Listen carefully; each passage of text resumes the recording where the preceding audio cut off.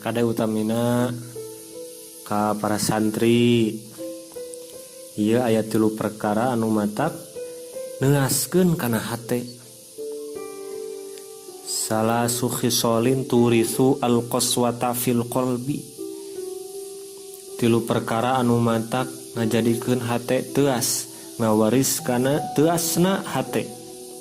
Nu kahiji hubbut ta'ami, cinta kana kadaharan, resep dahar, resep jajan.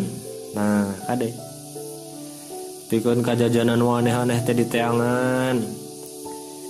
Bari lah kitu gizina geuning. Teu puguh bu aya racunan eta dahareun teh.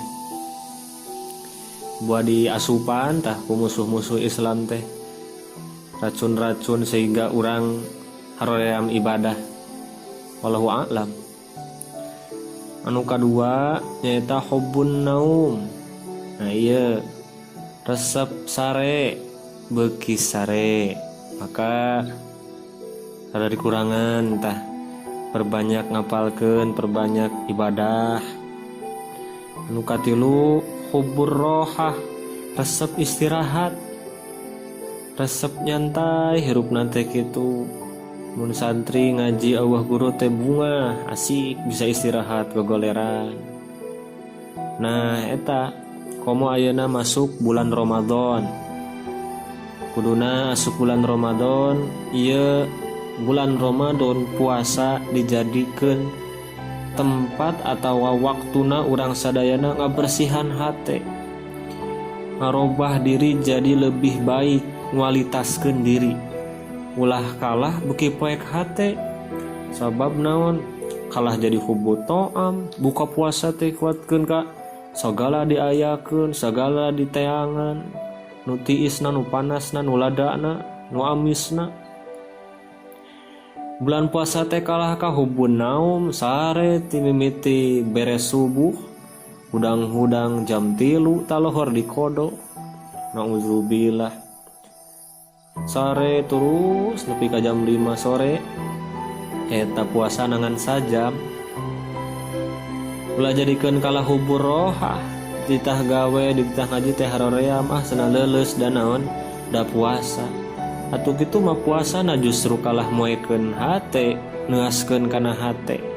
Kuduna puasa jadi ajang kangge urang sadayana leuwih nyaangan hate urang, ngabersihan hate urang.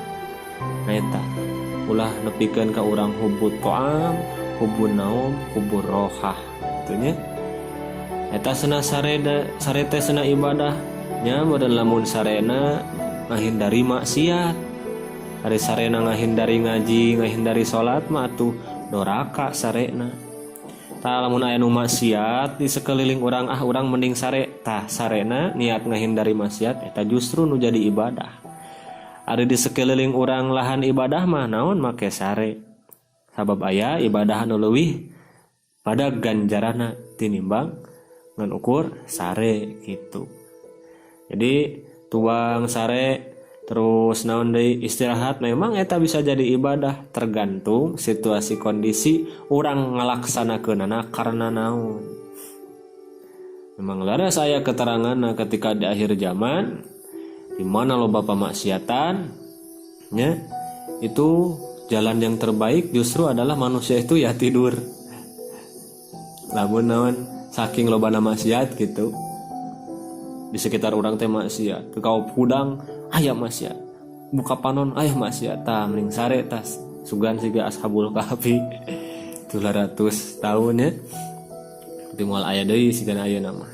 Ya nu penting mah eta kangge tingkatan urang mah dina sasi saum urang dilatih supaya tidak cinta makanan. Ya. Urang dilatih supaya mengurangi tidur kan urang katuntut sahur kudu hudang. Terus hubbur rohah ulah nya, ulah loba teuing istirahat lamun ningali sahabat. Masyaallah ya. Sahabat mah justru Ramadan teh seueur angkat perangna gitu. Jihadna teh justru ditingkatkeun dina sasih Ramadan, sasih pembakaran, kuduna terbakar semangat urang